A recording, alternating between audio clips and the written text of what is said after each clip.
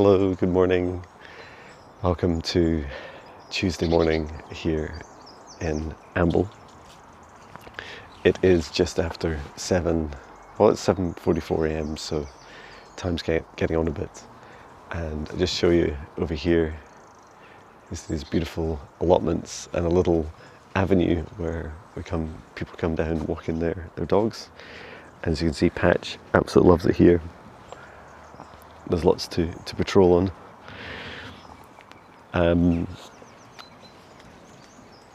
So I wanted to share, well, first I'll probably be sharing now some footage on and off in today's video with a beautiful walk that we had at Whitley Bay yesterday. So that was a lot of fun. Yeah, we went for a nice long walk. So we parked our motorhome RV somewhere outside of the town and then walked. And it was about 40 minutes. Depends if you're, as you can tell, Patch isn't the fastest of walkers. So if you're walking with him, you may be stopping for some meditations and meditation messages on the way. So yeah, we went for an amazing lunch at the Glass House, and they just do this incredible deal of pizza and pasta for just $5.95 in pounds, which is incredible. And the service was lovely. The food was just fantastic. I guess that's the other thing. It's like, never mind the price. Is the food any good? Let me show you some of the allotments here. There's quite a few.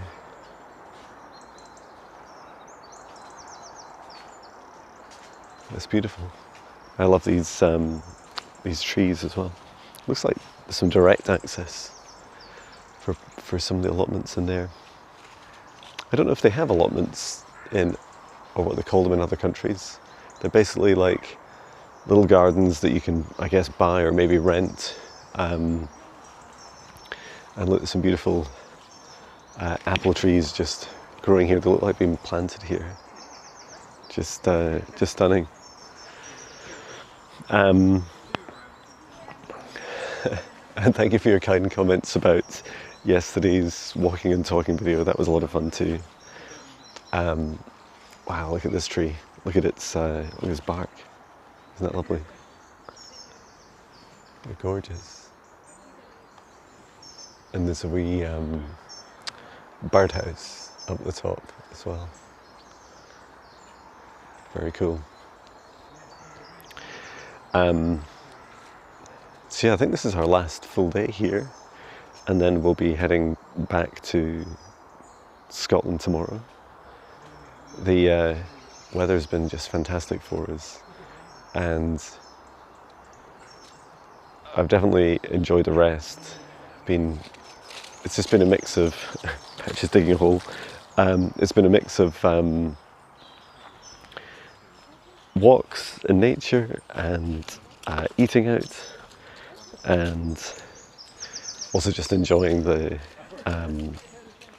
time to rest. I must have spent hours and hours and hours just sat on the sofa relaxing, on and off, snoozing and just relaxing, which is fantastic. And I think over here is a cemetery, a graveyard. These big, beautiful trees. Look at you guys. So you may, if you watched yesterday's video, where it also shared some castle footage, that I've also been on a bit of a mission this week of receiving this really beautiful message I received today. Was that while I was running in the dark, was that I really enjoy running. It's such a funny thing to say. Well, I enjoy running full stop. I get up at 5 a.m. and I run without a torch. And you might think that is really dangerous. And I must admit, maybe for the uninitiated, if you're not used to doing that, running without a torch can be and it's pitch black in country roads, and all there are cars doing maybe 60 miles per hour, and they can't really see, although I do wear a lot of reflective gear, is you just see so much more. And it's such a funny thing, right? When you stop the noise of your own pushing all the time, like when you turn on a bright torch, because I could just take a really bright torch or even a small one and turn it on and off all the time. You can just receive and see so much more. So this morning I did a little video as I was running, and that was just wonderful, because you could see in the distance the kind of shore lights, and then there's also these cars, the odd car that would go past, and there's a nice safe road to run along. And it's this funniest thing, it's like if this was dark right now, if you have a torch, you can only really see directly in front of you, and you can't see to either side. And actually a lot of the challenges that you have, like wildlife, deer, badgers, rabbits, whatever wildlife's like running in front of you, they usually come from the side. And also cars, you can see, because they have to have their lights on, otherwise they just hit stuff, right? That they're much easier to see. So that's good. And I definitely feel that this is also true for me this week. It's not a coincidence that my guides, my spirit guide Maya in particular, was saying, John, during your periods of rest, and includes this, right? Includes a nice leisurely walk. I know I'm recording it. I feel like you're right next to me, right here. You're walking with me. Hello, crow. The crow agrees. And so does Patch. Yeah, it just feels that I'm able to receive much better when I create more space in my life. This includes like I've received some bookings. Thank you so much. I love that feeling of being on holiday and receiving bookings. It is being on vacation and receiving bookings is just phenomenal. And it's dead easy for me to upload these videos with minimal editing. So thank you for so kindly receiving them. So one big theme of receiving this week has been this ask of my spirit guide Maya to feel to receive the predictions for Earth, for humanity over the next 8 years, since it's coming up in November on my 8-year anniversary since my first big awakening. And I was asking, so this actually started yesterday, this download. I was asking about, receiving, if you like. I was asking about what's happening this year, and it continues to feel more like the revelations of truth. And then secondly, what are you up to, Patch? He's fighting. What are you doing, buddy? And then after those revelations, we begin to go into a kind of shift. Like well, you're right, Patch. You sneezing a bit. After we've received truths, like a first wave of truths, that we start to go into, accelerated periods of change. And that those changes really manifest almost like there's kind of, challenges with governments and world leaders, and then by spring next year, 2026, we start to see the unfurling of that experience, so the downstream effect, the impact, the action. And then I asked about the summer, like what's happening in the summer of 2026. And my mantis guide, Marita, if you saw my AI shorts that I posted last night. That was so much fun, using the AI app Sora. I'm not going to do many because they cost about £1 a video. I've already spent like £5 or £6. I started to receive this, what I can only describe as an introduction to new concepts. So you might not be totally familiar with this concept. For me, in my line of work as a professional spiritual and psychic mentor, doing one-to-one sessions with hundreds of people every year, and talking to spirit guides from around the universe, is that a huge part of our the kind of revolution of humanity is really stepping into new concepts. Concepts that we may have heard of, or we might be familiar with but don't believe in. There's just a long list of concepts for us to absorb. Now, excuse me while I pick up Patch's poo, and you really don't want poo cam. Don't worry, I'm not picking it up yet. This is just an empty bag in case it flashes up on screen. You can just look at me as I try and pick this up. Yep. Okay. This camera is so much easier to control than the gimbaled one, which you just get some unpleasant surprises on camera, because the camera will be pointing in another direction. We've got lots of trees to ask. I'd ask a tree a question. I just asked permission of the woods here. Yeah, they're saying, yeah, please. They're saying, please do. Why didn't you ask us earlier? So there are new concepts for us to feel into, and I talk a lot about dimension. So this is one theme for the summer of 2026, is that something happens. It seems to be a mix of experiences, ET contact, and scientific, modern science, finally catching up with reality, which is that we start to have experiences with the fourth dimension, and also the veil is thinning, right?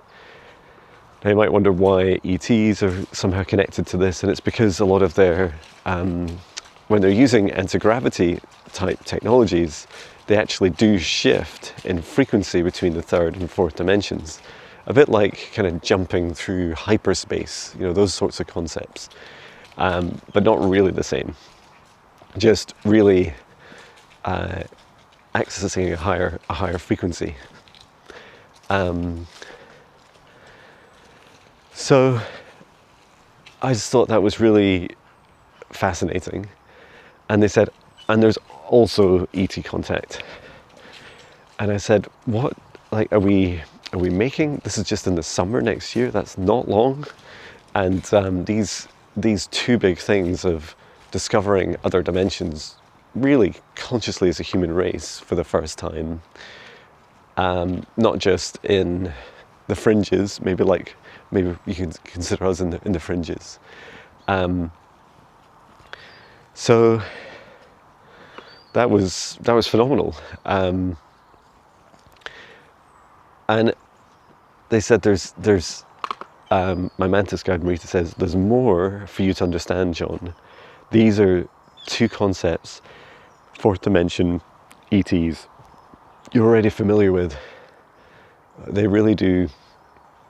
They are both interconnected in the events of summer next year, and also there's more to share about the summer next year. New concepts coming in. It's like new concept alert. Ding, ding, ding, ding, ding, ding, ding, ding. And so this is a little bit of a kind of teaser, right? It's like something new, something big, two big things at the same time. And this is just after the spring of massive world changes.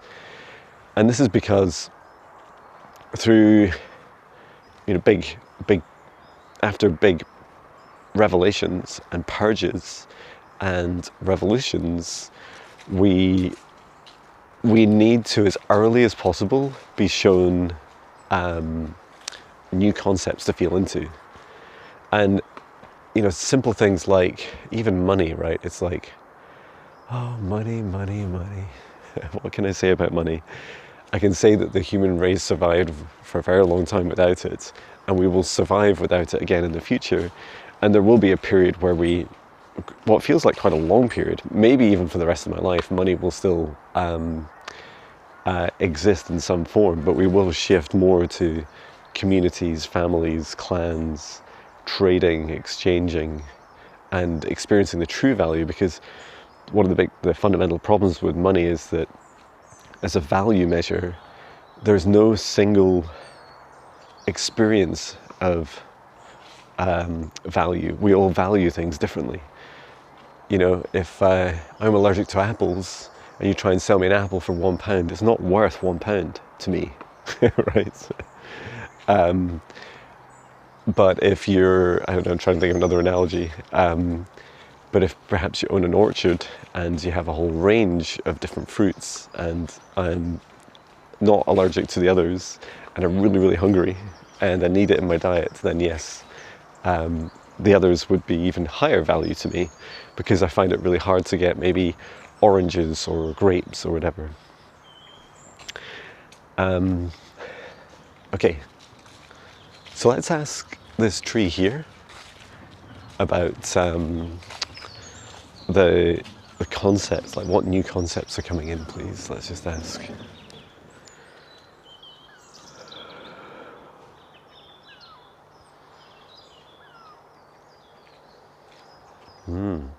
Okay, so the tree is saying, I'm just being quiet as the tree explains. Thank you so much, tree. You're beautiful. So the tree is saying that, first of all, it showed me my heart opening. I was like, oh, I love that. I love that feeling of my heart opening. And I love it when, these videos that I create, that others create, for example, they're often very mind focused. Here's a fact, new fact. Allow your mind to absorb the fact, and then use this as part of your belief system. Fact, new fact, incoming. It's not really as effective as open up your heart, because when you open your heart, you are able to receive the feeling. Because people can tell you a bunch of stuff like the Loch Ness Monster's real, Bigfoot's real, and it just doesn't feel, it might be new to you, but it doesn't really feel believable to you until you maybe feel their emotion behind it. Maybe they're crying and screaming and yelling with joy, and like they're so happy. I actually saw it. I gave Bigfoot a hug. These are really important emotions to receive, and I bet if you really felt that, you would at least believe, or more likely to believe, that the person had had a really profound experience, and that clearly they'd given something a big hug, which is really cool. And this is what the tree was saying, is that it's all about, this is next summer, is that we realize that opening up our hearts is so much more powerful than just the mind. And that's a huge shift for us, right? Because we're going to need our hearts to be able to understand all this stuff that's going on. Come on then, Patch. Come on, buddy. Come on. Morning. Come on, Patch. So, yeah, I feel that's really powerful, right? I feel in part, the tree was saying this to me as well, right? Saying, John, open up your heart. If I'm to share new concepts with people, I want you to feel it in my heart. And not just, look at the number of YouTube subscribers I have, or, or listen to other people saying, John's so genuine, he's an amazing guy, you should trust everything he says. Like, this is our journey of humanity, right? And I'm on it with you. It's all about opening up our hearts to fully receive the truth and no longer just listen to the drivel that we're given, spoon-fed to us by mainstream media. And now let's face it, mainstream media is very much on social media. Social media, in many cases, is much bigger than traditional TV stations, etc. They don't really like sharing that, right?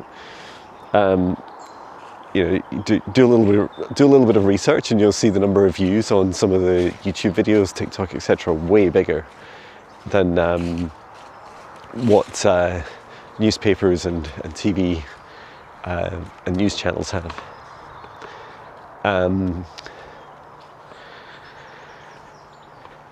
And I also don't really watch other people's content. You may have noticed this about me. I'm not saying I am subscribed to some big named YouTubers. Oh, look at these birds here, so cute. They're flying backwards and forwards between the tree and there's a wee birdhouse. So I'm aware of their names, I'm aware of the stuff they do. But just because someone has a bigger, huge channel, thousands, hundreds of thousands, millions, doesn't make the stuff that they're sharing any more real than someone sharing something, their first video, who has one subscriber, and that subscriber might be their best friend, right? And if anything, I'd encourage you to go seek out the small channels, seek out the small subscribers, small volumes of subscribers, and you'll find there are these are the new, how to describe it, they're the future, right?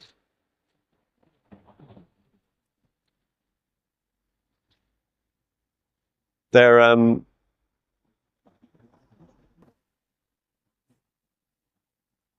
the future of this world is not those that are in power right now, and it's not the big names channels that you see around right now.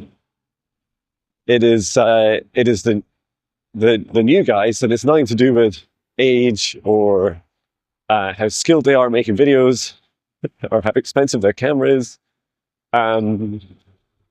It's quite funny.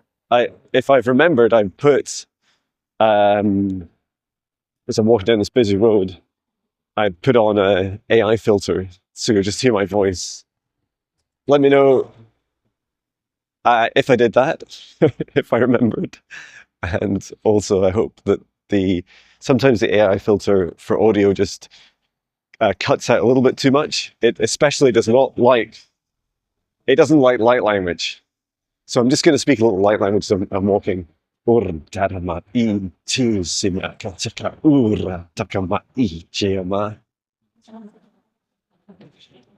some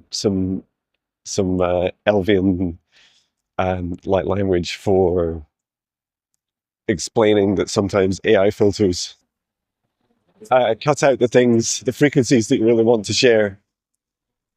That's a lot of fun. I would love to show you the town here. There are a lot of the school kids are going to school now, so where there's periods of empty streets, I can give you a little tour. This looks like a garage thing. They also sell cars here. We are thinking of getting a little car for our kids to learn in, because they're a bit scared of driving a motorhome RV. Yeah, some of these cars look cool.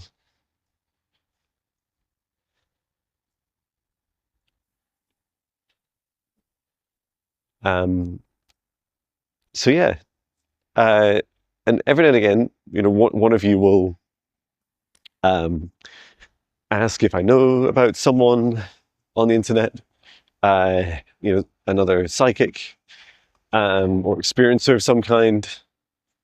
Sometimes you will, uh, reach out to me and ask different opinions about different galactic races, and I'm absolutely fine with that. Just know that to set expectations, that my tendency is that I tend to be quite a lone wolf in my work, and I'm not saying I'll always be like that. You can see me doing more face-to-face stuff, um, and more collaborations. It's just I do, if for the people I do work with, and especially the people I work with regularly, I feel I have a very high bar for energy, and there's two aspects. One is the ethics of people that I work with, and we're not all angels, right? I'm not an angel either. Um, but that's one aspect, is the ethics and intentions. Not just in it for fame and fortune, here to actually help others on their journeys. And then the other thing is just simple energetic hygiene, you know, um, so that I know that when I'm working with people, that they'll be honest and upfront if they're going through their own challenges, their own experiences. They might even be going through a psychic attack, and they've not said anything public about it. And sometimes these things go on for years, right? So um, for all the people, I do feel that I will work with more and more people in the future. But for example, one of the boundaries now is that if someone contacts me to work with them, I just say, I don't do a podcast on the first date, if you like, or some sort of collaboration on the first date. Often the people you see me working with, I've worked with for years, um, and I've just got to know them as friends, fellow practitioners, and then eventually at some point we would collaborate. My mind and heart is open with those strong boundaries, and I am constantly making new friends. So yeah, that's another way of feeling into it. Um, yeah, I just wanted to say massive thank you to all of you for all your love and support. It's been a lot of fun in this journey so far, and I'm so excited about this mission of predicting the next 8 years. I can see other psychics are like, I've seen their thumbnails of saying things will happen in the next year, next 5 years. Of course, we're coming up to the turn of the year, so I can see that's gonna share more. And I don't just want to be like, what is it, that joke, have you heard of the 7-minute abs? I'm going to create the 6-minute abs or the 5-minute abs workout. It's like, it's not about that, right? It's not just a kind of funny numbers game. I'm just exploring this, with my heart, and I feel that it's just so important for us all to do that. If we can all explore what we receive in a continually open and honest, transparent, authentic way, because often we're getting a lot of this from the same source, right? We are all connected to the same source. Then it really helps on our journeys, and helps us discern as well. What are people sharing that it's just a bunch of stuff they've said or made up, or maybe even channeled from beings that may or may not have our best intentions at heart. It's a jungle out there, right? So yeah, just encouraging you to follow your own heart, your own discernment.